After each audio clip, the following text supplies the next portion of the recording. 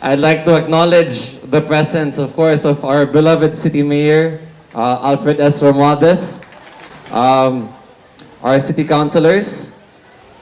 Palapakan naman natin sila. Thank you.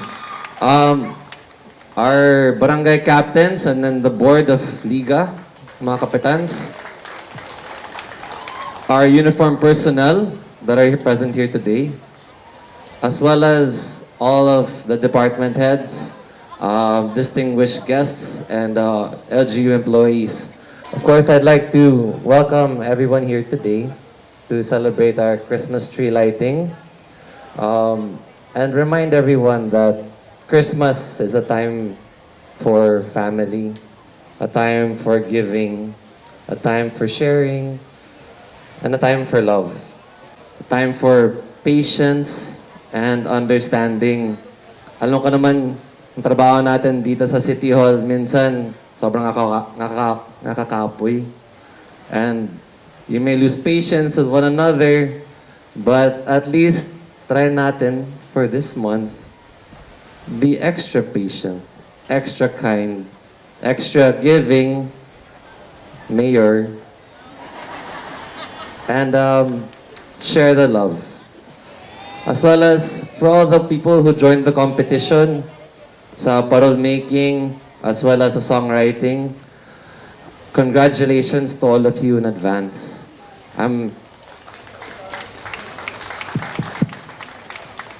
I know you did a fantastic job. So congratulations. And welcome here today. Thank you for honoring us with your presence. And mupay nga Pasko, hatan at tanan. Damang kasalamat. Thank you. Honorable Alfred S. Romualdez.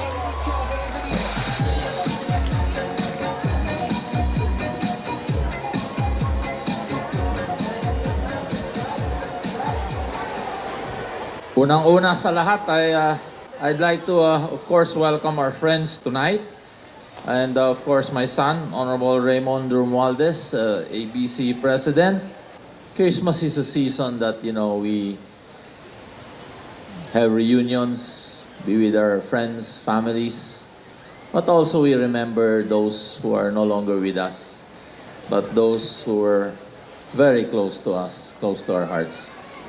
But, most importantly, is our faith. And pinanganak ng Diyos, December 25. Huwag nating kalilimutan yan.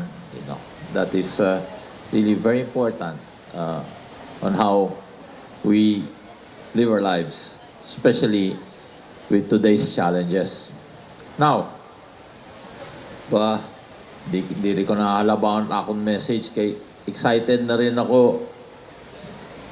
Mag-Christmas tree lighting na tayo, di ba? Ngayon na ba? Sana yung Sige, umpisahan na natin. Let's do our countdown in 10, 9, 8, 7, 6, 5, 4, 3, 2, 1. Merry Christmas and Happy New Year, City of Tacloban! We wish you a Merry Christmas and a Happy New Year.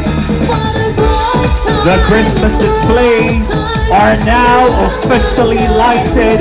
This signifies the start of the holiday season.